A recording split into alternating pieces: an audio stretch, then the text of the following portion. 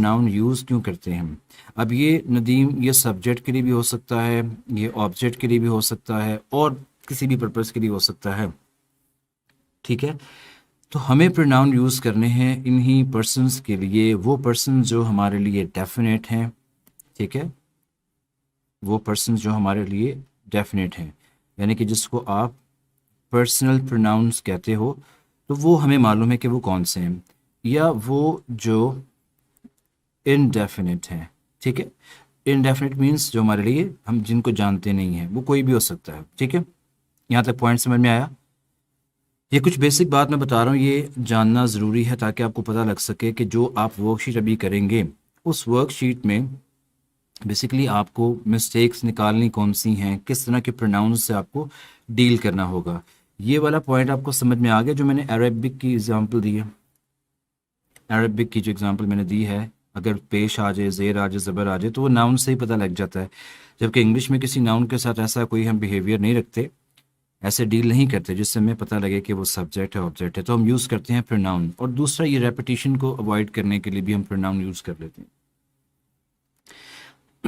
अब सबसे पहले आपके पास 1 मिनट है, मैसेज में आपको जितने भी, टू बी ऑनेस्ट, खुद से जितने आपके जहन में प्रोनाउन आते हैं ना, आप जल्दी से मुझे एक मिनट के अंदर वो सोच कर टेक्स्ट करें, यहाँ पे मैसेज करें, ताकि मैं देखूं कि आप ऑलरेडी कितने प्रोनाउंस ऐसे हैं जिनको आप जानते हैं। यू हैव अ मिनट, आप ट्राई कीजिए।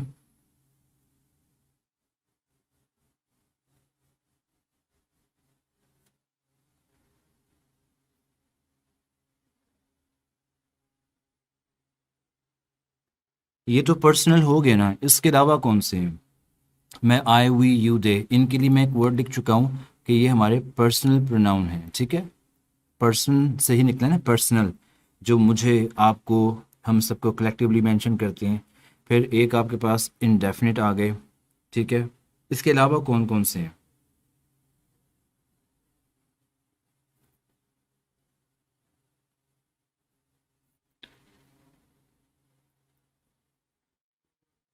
मैं अभी सारे डिफरेंस क्लियर कर देता हूँ।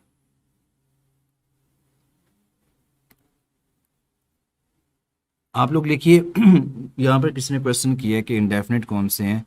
इंडेफिनिट मैं आपको बता देता हूँ, लाइक जैसे आपके पास कोई वर्ड है, एनीबॉडी है, एनीवन है, एवरीबॉडी। अब इसमें आप ये नहीं बता सकते कि ये मेल हैं, फीमेल हैं, ठीक है। और इसी तरह से वर्ड है, नथिंग हो जाता है, बोथ,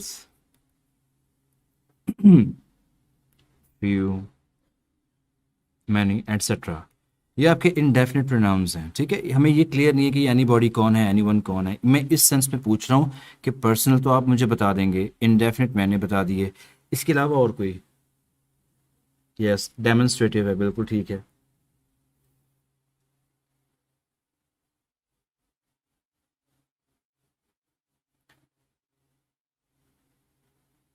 अब डेमोन्स्ट्रेटिव क्या होता है मैं यहाँ लिख लेता हूँ, चूंकि आपने मेंशन कर दिया। डेमोन्स्ट्रेटिव हो गए, और yes, very good, relative pronouns ये हम पढ़ चुके हुए हैं, लेकिन इनको रिवाइज करेंगे आज। शाबाश। रिफ्लेक्सिव, अच्छा रिफ्लेक्सिव है तो एक हम वर्ड एम्फेटिक लिख लेते हैं, या उसके लिए इंटेंसिव प्रोनाउन, ये एक ही चीज़ है। रिलेटिव हो गया, यस। पोजेसिव आ जाते हैं, ठीक है, गुड। बाकी मैं यहाँ साइड पर लिख रहा हूँ। एक आप और देख लीजिए, शायद आपने कभी अर्ली क्लासेस में पढ़ा हो, इसे हम कहते हैं रेसिप्रोकल प्रोनाउंस, ठीक है। इनडेफिनिट मैंने आपको पहले बता दी, लेकिन मैं नीचे दोबारा से लिख लेता हूँ, ठीक है। हम पर्सनल भी लिख लेते हैं यहाँ पे दोबारा से।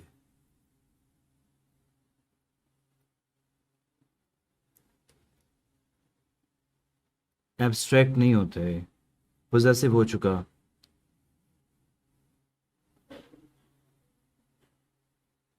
एक और होते हैं जिनको हम इंट्रोगेटिव प्रोनाउन कहते हैं। ठीक है, अब ज़रा यहाँ पर इनकी छोटी छोटी एग्जांपल देख लेते हैं। एक डिस्ट्रीब्यूटिव भी होती हैं, उसमें ईच और एवरी, नाइदर और आइदर आ जाते हैं। ठीक है, डिस्ट्रीब्यूटिव भी होते हैं। अब ज़रा इनकी एक एक एग्जांपल देख लेते हैं। डेमोन्स्ट्रेटिव की कोई एक एग्जांपल दे दो। जिस बच्चे ने लिखा था ना कि डेमोन्स्ट्रेटिव प्रोनाउन होता है, कोई उसकी एक एग्जांपल दे दो।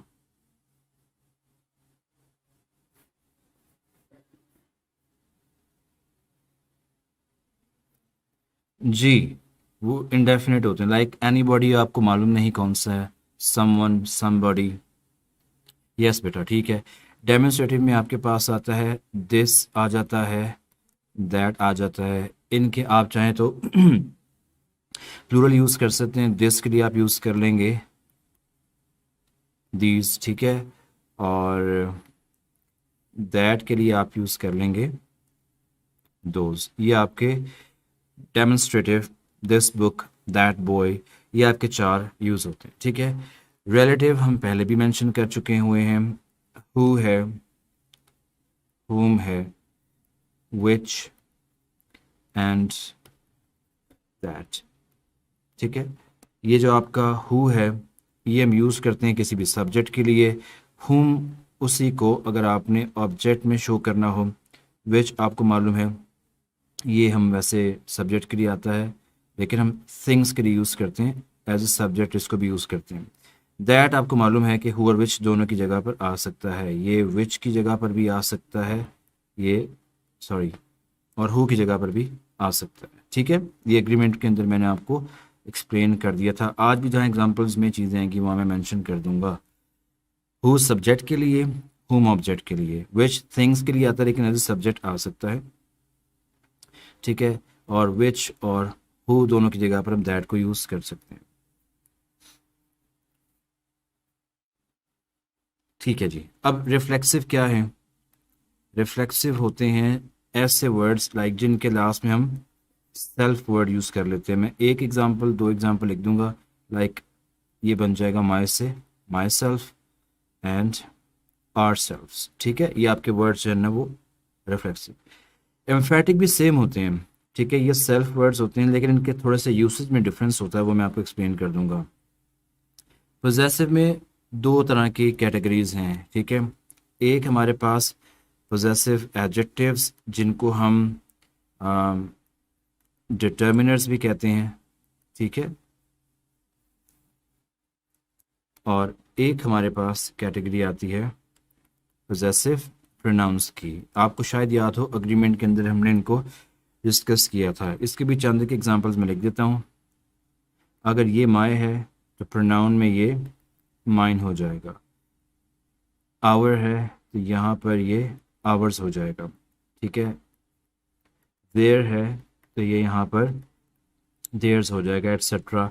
ये बेसिक चीज़ें हैं। अगर आपको नहीं कोई चीज़ समझ में आएगी एग्जांपल्स के दौरान तो आप मुझसे पूछ लीजिएगा, क्योंकि हमने इसको आज के लेक्चर में ही वाइंड अप करना है।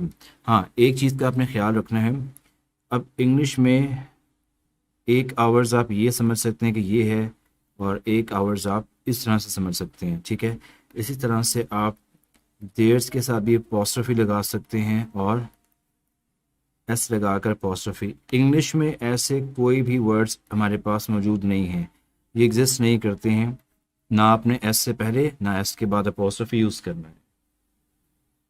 ठीक है, रेसिप्रोकल क्या होते हैं? देखिए जी, each other and one and other.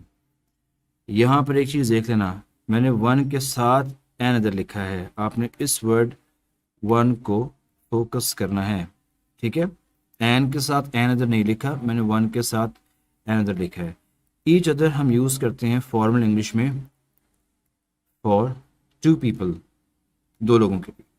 और अगर मोर देन टू हो, आई गेस मैंने साइन ठीक डाला है, बट मेरा मीनिंग यही है, एटलीस्ट थ्री पीपल हों या उससे ज़्यादा हों, उसके लिए फिर आप वन अनदर यूज़ करते हैं। इनडेफिनिट मैंने आपको बता दिए हैं इनडेफिनिट क्या होते हैं। एक दो मैं दोबारा लिख देता हूँ, लाइक नथिंग है, ठीक है, और एनी वन है, वन खुद है, इंडेफिनिट है, हमें नहीं पता वन कौन है। इस तरह के ये आपके वर्ड्स आ जाते हैं। अब पर्सनल प्रोनाउन में क्या है वो भी सारे आप जानते हैं, लाइक उसमें आई है, वी है, you, they, he, she, it etcetera, वो सारे आपके पर्सनल प्रोनाउन में आ जाते हैं। उसका एक आपने केस रिफ्लेक्सिव यहाँ पे पढ़ लिया, जिसके लिए एम्फैटिक का वर्ड उसके यूसेज के पॉइंट ऑफ व्यू से है, ठीक है, ये यूसेज के पॉइंट ऑफ व्यू से बता दूंगा, बाकी आप पढ़ चुके। और एक जो आप उसमें चार्ट और बनाते हैं पोजेसिव का, वो possessive determiners and possessive pronoun, वो मैंने आपको यहाँ पर बता दिए हैं।